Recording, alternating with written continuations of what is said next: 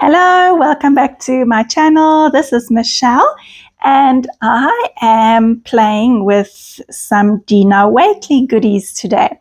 So I've got this square Dilutions journal and I am going to use this stamp. I think it's called Be Weird and it's got these three faces in. So I'm just going to stamp out the three faces. And then I'm going to show you how I make a layered page where all the pages work together. I guess that's also called a waterfall page. So they are similar but also different, but they all work together. So I've stamped out the three faces and I'm going to stamp out the quotes as well. Just giving everything a good inking with my archival ink pad. I did tear a page out of the journal because I wanted my paper for the faces to be the same color as what is in this journal. The Dilutions journals are not white. They're more of a creamy kind of color.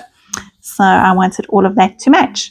So I took 3 pages, just the first 3 in my journal, and I tore a strip of the edge off of each one, just in different lengths or sizes. So the first one is kind of, I took off 2/3, and the second one I took off, I left 2/3. I don't know how to explain it. And the last one, it's not even a third, it was just like a tiny strip. So you can see each page coming through. I've taken out this really old stencil from Dina Wakely. I think it's called You Can or Keep Going, something along those lines. And I'm just going through with some black gesso. I do not want this to be a crisp, clear stenciling. I'm not particularly worried about seeing the words or what it says. I just want that little bit of extra texture in the background. So it's just adding that black layer at the back there and drying off as I go. And I'm going to go in with Dina's hexagon stencil, and I'm just going to go in with the color Rouge. So the colors that I used were Rouge, turquoise, and cheddar. And so I'm just playing with those 3 colors and a lot of white space or creamy beige space, if you want to call it that. So I'm just going into all of those little bigger areas where my little rainbow swoop did not go. I missed out that step, I realize now. I put the paints out, 1, 2, 3 next to each other, dipped a large paintbrush into them, and then I just swoop it across the page to make this kind of rainbowy kind of look. When you do that, it's important not to overwork your paint because then it's going to start blending together. You really just want to do one swoop and leave it be. I've got this leafy frond stencil. This is honestly my favorite stencil ever that Dina's ever made. This is the second version that she made, and I love it. I love the first version and this one also. I think every page that it goes onto just looks incredible, and you can do so much with the stencil. It comes with a mask as well. A really, really, really handy stencil to have. Black gessoing through there, and then I'm going to give it all a dry. Just trying to see how I'm going to fit another one in, sort of hanging it from the top like the previous page, but then in the end I decided, nope, I'll go at the bottom there.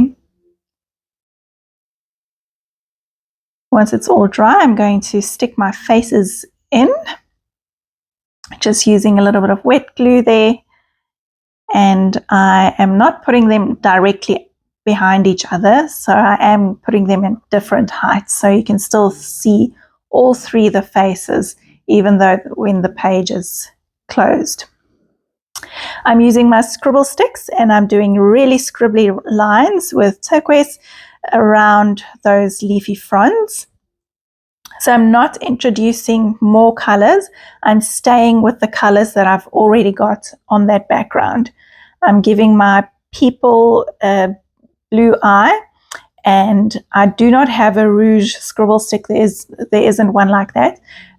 So I've just used a magenta for the lips, and I'm just repeating that process on each of the pages, doing the lips, doing the eyes, and doing the outlining of that branch. I'm going to add a little bit of white into those eyes just to bring them to life a tad, and that doesn't look like it makes much of a difference on camera. It actually does make quite a difference in real life. I'm going in with blushing scribble stick and scribbling some on the cheek and then watering it down with a paintbrush, just so they've all got colorful cheeks, lively cheeks. And I'm going to stick my quotes in.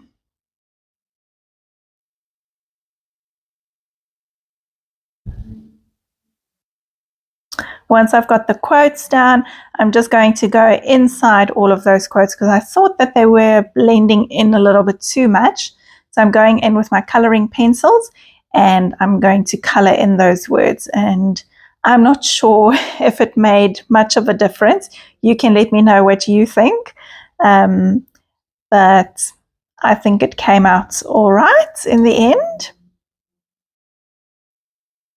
So I've also stuck to the same sort of colors. Obviously my pencils are not going to match the paints completely, but 3 different colors in kind of the same color range, just to keep that consistency of the color throughout the pages. And that's it. Really quick and easy page. I think it took me 25 minutes to do this, and it's a really effective, fun page, nice and interactive. Thank you so much for being here. Please remember to subscribe to my channel, and I will see you again next time. Bye.